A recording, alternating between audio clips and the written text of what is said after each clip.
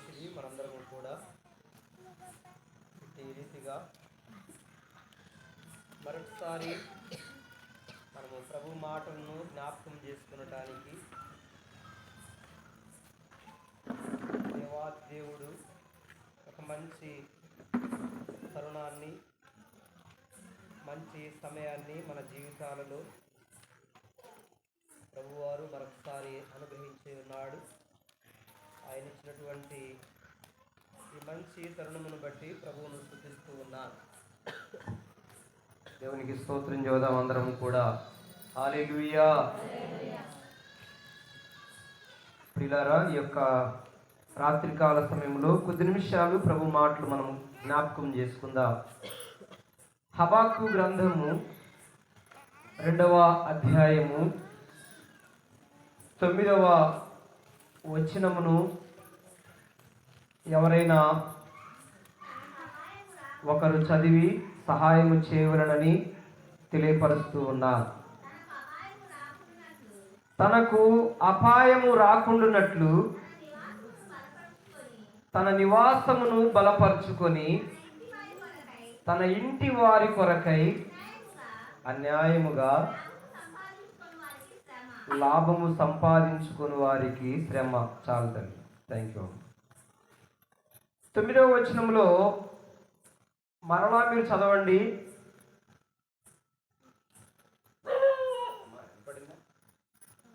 మళ్ళీ మీరు చదవమంటే మీరు అందరూ కామన్నారు. తనకు అపాయము రాకుండానట్లు నివాసమును బలపరుచుకొని. చాలండి ప్రియులారా, అపాయము రాకుండానట్లు మనం కొన్ని జాగ్రత్తలు తీసుకుంటూ ఉంటాం. అపాయము జరగకుండా ఉండటానికి ప్రయాణం చేస్తున్నప్పుడు పెద్దలు లేక ఇంట్లో వారు అందరూ కూడా ఏం చెప్తూ ఉంటారంటే, ఎక్కువ శాతము జాగ్రత్త జాగ్రత్త అని చెప్తూ ఉంటారు. అయితే ఇక్కడ ఈ రాత్రికాల సమయంలో జ్ఞాపకం చేసుకోనండి, అపాయమును గూర్చి ప్రభువారు ఈరోజు ఈ రాత్రికాల సమయంలో మనందరితో తెలియపరుస్తూ ఉన్నాడు. ఈ అపాయములు ఎలాంటి అపాయములు అనంటే, ఇవి చెప్పి వచ్చేటువంటివి కాదు, చెప్పకుండానే సంభవించేటువంటి లేక జరిగేటువంటి అపాయములు. అందుకనే అపాయము రాకుండా ఉండటానికి నీ కుటుంబాన్ని నువ్వు చక్కపెట్టుకో. ప్రతి ఒక్కరికి ప్రభువారు తెలియపరుస్తున్నటువంటి గొప్ప మాట ఏమిటి అనంటే, నీ కుటుంబాన్ని చక్కపెట్టుకో అని ప్రభు తెలియపరుస్తూ ఉన్నాడు. అపాయము పొంచి ఉండక మానదు. ప్రియులారా, అందరూ నా వైపు చూడండి. ఒకసారి ప్రభు అయినటువంటి యేసుక్రీస్తు వారు మా ఐసు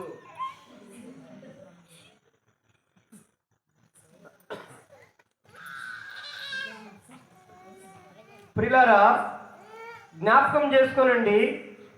ఒకసారి యేసు ప్రభు వారు సముద్రం మీద నడుచుకుంటూ వస్తూ ఉన్నప్పుడు ఆయన కంటే ముందుగానే పడవలో ప్రయాణమైనారు యేసు ప్రభు వారి యొక్క శిష్యులు. వారు ప్రయాణమై వెళుతూ ఉన్నప్పుడు ప్రభు ఇలా చెప్పాడు, మీరు వెళ్ళండి, నేను కూడా వస్తాను అని. వారు వెళ్ళి ఆ పడవ ఎక్కి కొంత దూరము ప్రయాణం చేసిన తర్వాత వారికి జరిగిన పరిస్థితి ఏమిటంటే, అకస్మాత్తుగా అలలు వచ్చాయి, వర్షం వచ్చింది, గాలి వచ్చింది. దీనితో ఆ పడవను వారు ముందుకు నడిపించలేకపోయారు.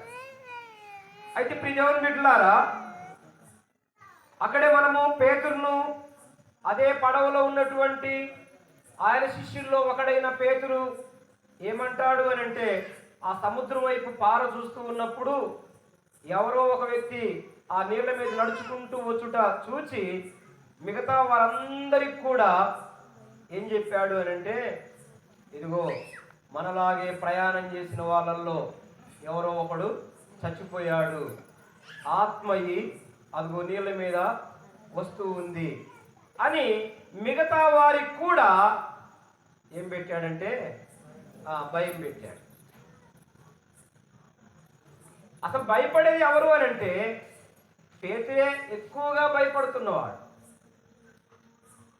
ఈ పేతురే మిగతా వారందరికీ ఏం చెప్తున్నాడు అంటే, ఆయన ఏదో ధైర్యవంతుడు మాదిరిగా ఇదిగో దెయ్యమై వస్తూ ఉంది అని అందరికీ భయభ్రాంతులను చేశాడు. ప్రియ దేవుని బిడ్డలారా, అందరూ భయపడ్డారు. ప్రభు దగ్గరికి వస్తున్న కొలది ఆయన గాలిని, సముద్రమును, అలలను అణిచివేశారు. అవన్నీ ఆయన మాటకు సరెండర్ అయి లోబడ్డాయి. అయితే అది చూసి పేతురుకు చాలా సంతోషం వేసి మిగతా వారందరూ సైలెంట్గా ఉన్న పేతురు ఒక్కడంటాడు, ప్రభువా నీవే అయితే మీరు చెప్పండి ఇప్పుడు. అయ్యా అది ఆ మాట చెప్పాలి. ఏంటమ్మా వందనాలమ్మ ఇస్తారక్క. ఏంటి?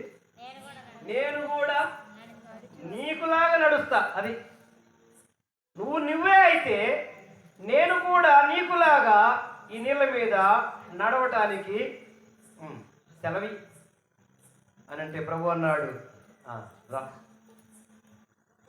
అప్పుడు నడుస్తూ వచ్చాడు. రాలేదా? వచ్చాడు. కొంత దూరం వచ్చిన తర్వాత సమస్య అప్పుడు సమస్య వచ్చింది. నేను నీళ్ళ మీద ఉన్నానా? నేను నీళ్ళ మీదనే ఉన్నానా అని ఆ గాలి వైపు, ఆ అలల వైపు చూస్తూ కొంచెం మునిగిపోయాడు. ఇప్పుడు చెప్పండి, అది ప్రమాదమా కాదా? అది అపాయమా కాదా? అపాయం. అందుకనే ఆ అపాయం వచ్చుట ప్రభు చూస్తున్నాడు. ప్రభు ముందే మునిగిపోతూ ఉన్నాడు. అప్పుడు చెయ్యి పైకెత్తి ఏమని అరిచాడు? అంతా చెప్పండి. ప్రభువా నన్ను రక్షించడానికి లేదన్నాడా? ప్రభు ఏమనుకున్నాడు? పీడ పోయిందిలే అన్నాడా? అతనులే ఆయన చెయ్యి పట్టుకొని పైకి లేవనెత్తి ఆయనతో పాటు ఈక్వల్గా ఆ నీళ్ళ మీద మరలా నిలబెట్టాడు, సమానంగా నిలబెట్టాడు. హల్లెలూయా. ఈ దేవుని బిడ్డలారా, ఎందుకు ఈ మాటను జ్ఞాపకం చేస్తూ ఉన్నాను అని అంటే, మనకు అపాయం రాకుండా ఉండుట కాదు, కానీ అపాయములో కూడా ప్రభు మనతో ఉంటాడు. మన చెయ్యి పట్టుకొని ఆయన నడిపించునుగాక. గడిచిన సంవత్సరంలో ఎన్నో అపాయములు మనందరం పొందుకొని ఉన్నాం. ఎన్నో జరగరానటువంటి సంఘటనలన్నీ మనం చూసి ఉన్నాం. ఎన్నో ప్రమాదాలను మనం అనుభవించి ఉన్నాం. అయితే ఈ 2026వ సంవత్సరంలో మనందరం ఏమని వేడుకోవాలి అంటే, ఏమని వేడుకోవాలి? పోయిన సంవత్సరం కన్నా ఈ సంవత్సరం ఎక్కువ అపాయాలు రావాలయ్యా అని. అయ్యా, ఈ సంవత్సరం అలాంటి అపాయములు నా కుటుంబంలో జరగకూడదు, నా ఛాయలకు రాకూడదు, అలాంటి అపాయములన్నీ తప్పించబడునుగాక. చెప్పండి అమ్మా. నోరు లేనట్టు చిన్నగా చదువుతాను. తప్పించేది ఎవరు అని అంటే ఆయనే. అందుకనే 91వ కీర్తన పరిశుద్ధ బైబిల్ గ్రంథములో, దేవుని బిడ్డలారా, 91వ కీర్తన 7వ వచనం చదువుతారా? నీ పక్కన, ఎవరి పక్కన? అయ్యో, అరే అమ్మాయి కార్తిక్, ఏం చేస్తున్నావు? చూడు, బైబిల్ ఉందా? లేకపోతే ఇను మరి. నీ ప్రక్కన 1000 మంది పడినను, నీ కుడి పక్కన 10,000 మంది కూలినను అపాయము నీ యొద్దకు రా. అపాయము నీ యొద్దకు రా. ఎంతమంది పడితే? నీ పక్కన 1000 మంది పడ్డా, 10,000 మంది కూలిన అపాయం నీ వద్దకు. అది దేవుని ప్రొటెక్షన్, దేవుని భద్రత, దేవుని కాపుదల. అదండి నా ప్రియ దేవుని సంఘమా, దేవుని బిడ్డలారా, గడిచిన సంవత్సరంలో మనం ఎన్నో ఎదుర్కొని ఉన్నాం. వినండి, నేను ఉంటున్నటువంటి ప్రాంతంలో ఆ వినుకొండ దగ్గర ఆ రోడ్డుకు ఈ రోడ్డుకు ఒక పైన ఒకటి ఆ ఇనపది విజయవాడ నర్సరావుపేట అని పైన రాసి ఒక ఇనపది బోర్డు, నేను ఎప్పుడు చూడలేదా, అక్కడెక్కడ కనపడుతుంటాయి. ఆ పెద్ద హైవే మీద బోర్డు పెట్టారు. ఆ బోర్డు ఎప్పటి నుండో తుప్పుబట్టి జస్ట్ దానికంటే కొంచెం ముందుకు అట్లా వచ్చాను. ఆ వర్షం పడుతూ ఉంది. ఆ రోజే ఆ నడిగడ్డ వాళ్ళు, నేనున్నటువంటి ప్రాంతం దగ్గర భార్య భర్తల మీద పడి అక్కడికక్కడే చనిపోయారు. అంతమంది ఉండగా సెంటర్లో, అది మెయిన్ రోడ్ సెంటర్లో ఎంతమంది చచ్చిపోయారంటే 2 చనిపోయారు. అందుకని ప్రభు అంటాడు, ఆయన బిడ్డల చుట్టూ, ఆయన పిల్లల చుట్టూ దేవుడు ఏం చేస్తాడు అని అంటే కంచె వేస్తాడు. నీ పక్కన 1000 మంది పడినను, నీ కుడి పక్కన 10,000 మంది కూలినను అపాయం నీ యొద్దకు రాదు. అపాయం నీ యొద్దకు రాదు. రాకుండా ఉండాలంటే ఏం చేయాలి మరి? ఇప్పుడు చదవండి 23వ కీర్తన 4వ వచనం. గాఢాంధకారపు లోయలో నేను సంచరించినను, ఏంటంట? గాఢాంధకారపు లోయలో నేను సంచరించినను ఏ అపాయమునకు భయపడను. అదండి, గాఢాంధకారపు లోయలో గడిచిన సంవత్సరములో ఎన్నో గాఢాంధకారపు చీకటి సంబంధమైనటువంటివి మన జీవితాలలో, కుటుంబ జీవితాలలో, బిడ్డల జీవితాలలో, తల్లిదండ్రుల జీవితాలలో మేబీ ఎన్నో జరిగి ఉన్నాయి. గాఢాంధకారపు అంటే చీకటిమయమైనటువంటివి, శత్రు సంబంధమైనటువంటివి, సాతాను ప్రభావము సంబంధించినటువంటివి. గాఢాంధకారపు లోయలో నేను సంచరించినను ఏ అపాయమునకు నేను, ఆయన పిల్లలు భయపడరండి, ఏ అపాయమునకు నేను భయపడను. నీ దుడ్డు నీవు నాకు ఉండగా, నీ దుడ్డు కర్రయు నీ దండమును నన్ను ఆదరించును. నీవు నాకు తోడుగా ఉన్నా. నీవు నాతోనే ఉన్నావయ్యా, నాకు భయమేలా నా యేసయ్యా. నీవు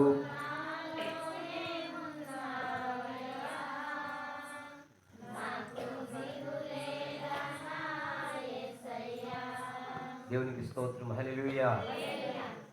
ప్రియులారా, మనం ముందుకు సాగుదాం.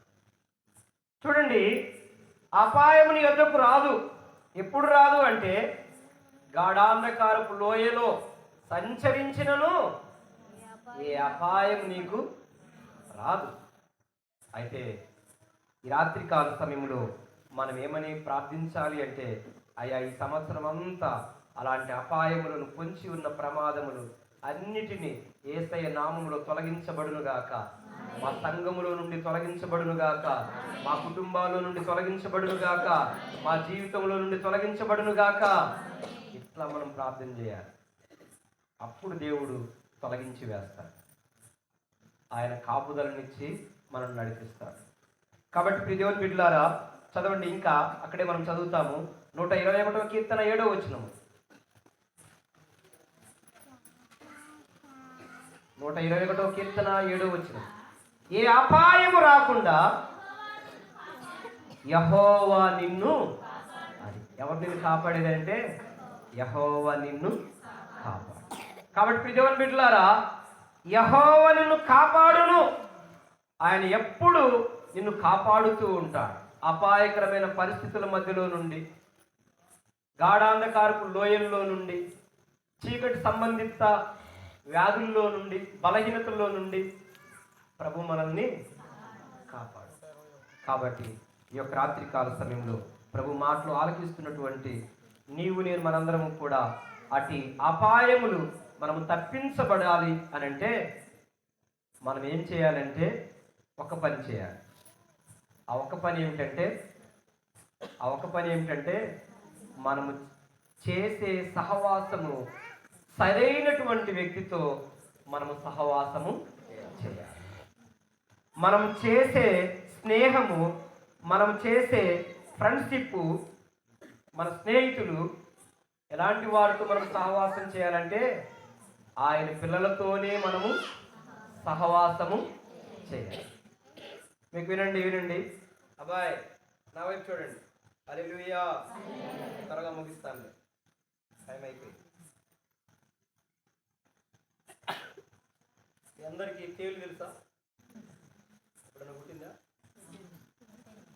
పుట్టిన వాళ్ళకి తెలుసు బాగా దాన్ని ఎట్లా ఉండదు. పుట్టకపోతే నా దగ్గరికి రండి. నా దగ్గర అగ్గిపెట్టిలో తేలు పిల్ల ఉంది, అందుకనే చెప్తున్నా. ఓకే, దేవుని స్తోత్రం చదువు. హల్లెలూయా. ఒక తేలు ఉందట. తేలు నీళ్ళల్లో ఉంటుందా బయట ఉంటుందా? నీళ్ళల్లో ఒక తాబేలు ఉందంట. నీళ్ళల్లో తాబేలు ఉంది, ఒడ్డు మీద తేలు. ఈ రెండు రోజు చూసుకుంటా ఉన్నాయంట. తాబేలు ఎవరితో సావాసం చేయాలి? తాబేలుతోనే సావాసం చేయాలి. తనతో పాటు ఉండేటువంటి దానితోనే, తనలాంటి దానితోనే, అది ముసలిదైనా, ఒకవేళ ముగిసిదైనా, ఇంకా పిల్లదైనా దాంతో సహవాసం చేస్తే పర్వాలేదు.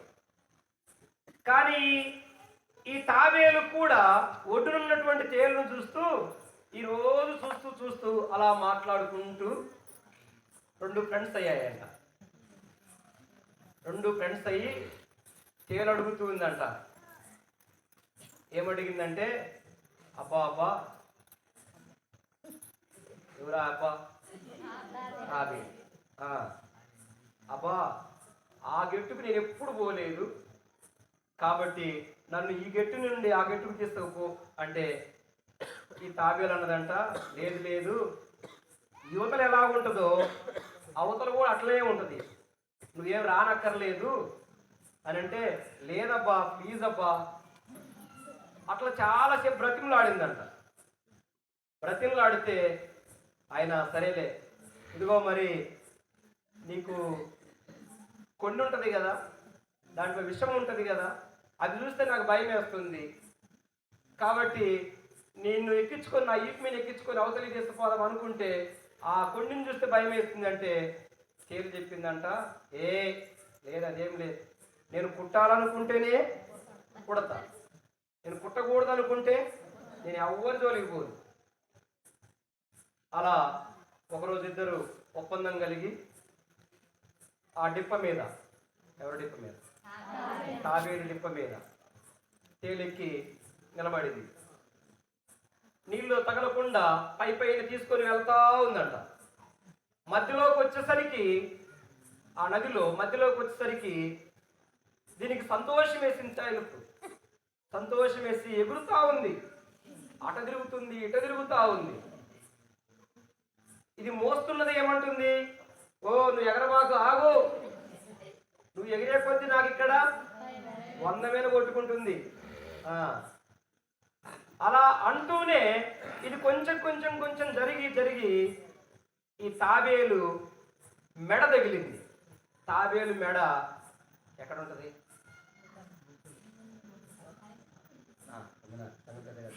ఎక్కడ? లోపల ఉంటుంది. అది ఈజేటప్పుడు మాత్రమే తలకాయ బయటికి వస్తుంది. అది ఎప్పుడైతే దాని కాలికి మెత్తగా తగిలిందో ఇది ఇట్లా ఉన్నది, ఇట్లా తిప్పి పుచ్చేసి, అప్పుడు తాబేలు అడుగుతుంది, తేలా నన్ను కుట్టనన్నావు కదా అంటే తేలంటుంది, దట్ ఈజ్ మై నేచర్, అది నా స్వభావం, కుట్టటము. కొంచెం కొంచెము అది కళ్ళు మూస్తుంది, ఈదలాగిపోతుంది. కొంచెం కొంచెం కళ్ళు మూస్తూ గట్టు దగ్గరికి వచ్చి రాగానే తాబేలు ప్రాణాలు పోయాయి, తేలు మాత్రమే వెళ్ళిపోయిన. Incoming voice call from Sumali on Sim Sampit. ఇక్కడ వినండి, ప్రియ దేవుని బిడ్డలారా, Incoming voice call from Sumali